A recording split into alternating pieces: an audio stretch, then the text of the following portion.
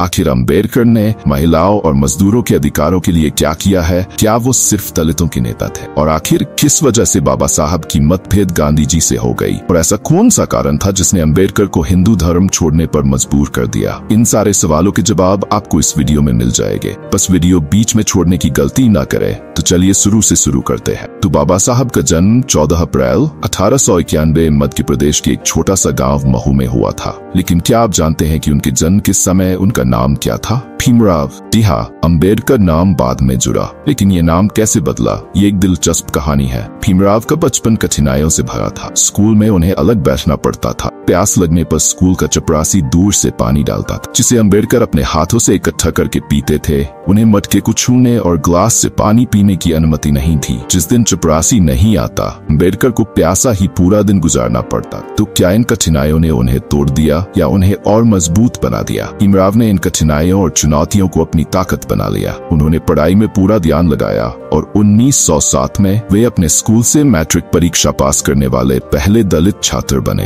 लेकिन यह सिर्फ शुरुआत थी। भीमराव की प्रतिभा ने बड़ौदा के महाराजा सयाजीराव गायकवाड़ का ध्यान खींचा। उनकी मदद से भीमराव ने 1912 में बॉम्बे विश्वविद्यालय से स्नातक की डिग्री हासिल की। लेकिन क्या उन्होंने बस यहीं अपनी पढ़ाई रोक दी? बिल्कुल नहीं। भीमराव की जिज्ञासा और ज्ञान की भूख उन्हें विदेश ले गई। उन्होंने कोलंबिया विश्वविद्यालय और लंदन स्कूल ऑफ इकोनॉमिक्स में उच्च शिक्षा प्राप्त की। 1923 में जब वे भारत लौटे तो उनके पास कई डिग्रियां थीं। अर्थशास्त्र में MA, PhD, बार एट लॉ, DSc। लेकिन अंबेडकर का ज्ञान सिर्फ किताबी नहीं था। उन्होंने अपनी शिक्षा का इस्तेमाल समाज में व्याप्त असमानताओं को समझने और उनके खिलाफ लड़ने के लिए किया। लेकिन क्या आप जानते हैं कि अंबेडकर के जीवन में वह कौन सा मोड़ था जिसने उन्हें एक बड़ा और चौंकाने वाला फैसला लेने पर मजबूर कर दिया? वह साल था 1927। महाराष्ट्र के महाड शहर में एक ऐतिहासिक घटना हुई। अंबेडकर ने हजारों दलितों के साथ मिलकर सार्वजनिक चवदार तालाब से पानी पीने का सत्याग्रह किया। ये वह तालाब था जहां दलितों का प्रवेश वर्जित था।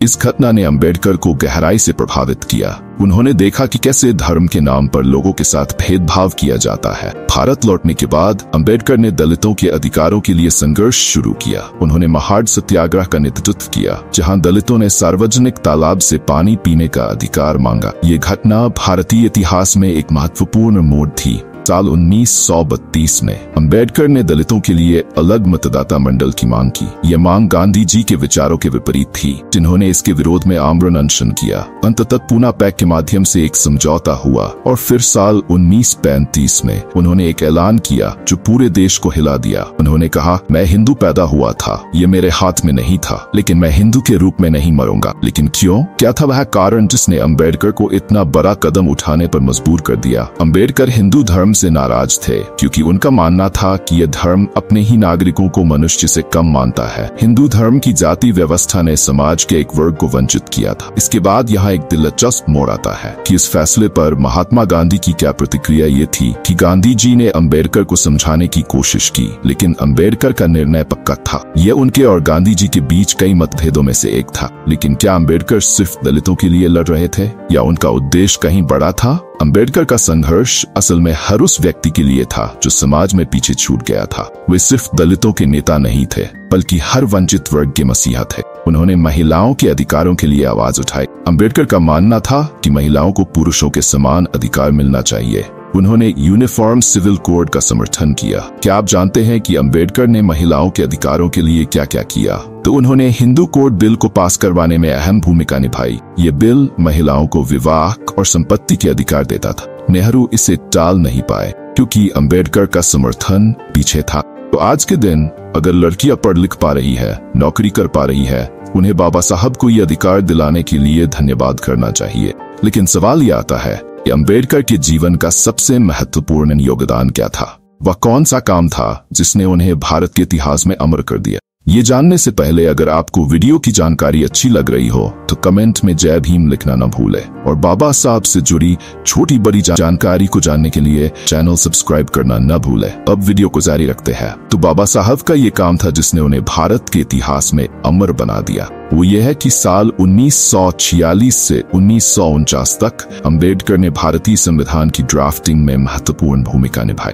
अंबेडकर को स्वतंत्र भारत के पहले कानून मंत्री के रूप में चुना गया। उन्हें संविधान सभा का अध्यक्ष बनाया गया और उन्होंने भारतीय संविधान के मसौदे को तैयार करने में महत्वपूर्ण भूमिका निभाई। उन्होंने संविधान में समानता, स्वतंत्रता और बंधुत्व के सिद्धांतों को केंद्रीय स्थान दिया। क्या आप जानते हैं कि अंबेडकर ने संविधान में क्या क्या शामिल किया? तो उन्होंने सभी के लिए मंदिर और कुएं की एंट्री का अधिकार शामिल किया। अछूत प्रथा के खिलाफ संविधान में आर्टिकल 17 को शामिल किया। लेकिन क्या आप जानते हैं कि संविधान लिखते समय भी डॉक्टर अंबेडकर ने कई लोगों से असहमति जताई? उनका सबसे बड़ा मतभेद खुद महात्मा गांधी के साथ था। गांधी जी ग्राम स्वराज यानी पंचायती राज के समर्थक थे। उनका मानना था कि गांव ही भारत की आत्मा है, लेकिन डॉक्टर अंबेडकर इससे सहमत नहीं थे। अंबेडकर का कहना था, गांव कुरीतियों, अंधविश्वासों और पूर्वाग्रहों के गढ़ है।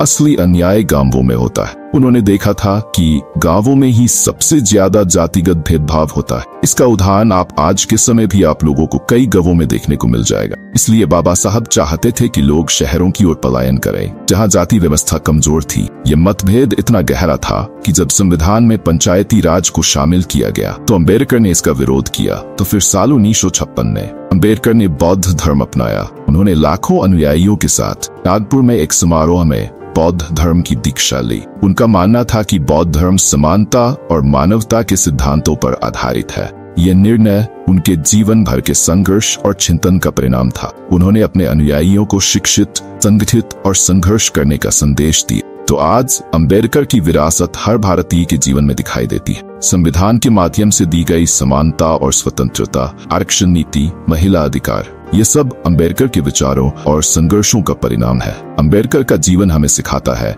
कि कैसे अपने संघर्षों को अपनी ताकत में बदला जा सकता है। वे हमें याद दिलाते हैं कि समाज में बदलाव लाने के लिए सिर्फ सोचना काफी नहीं है, बल्कि उसके लिए कार्य करना भी जरूरी है। तो आज जब आप इस वीडियो को देख रहे हैं तो अपने आप से हर दिन इन 4 सवालों को पूछिए। क्या मैं अंबेडकर के सिद्धांतों को लागू कर रहा हूँ?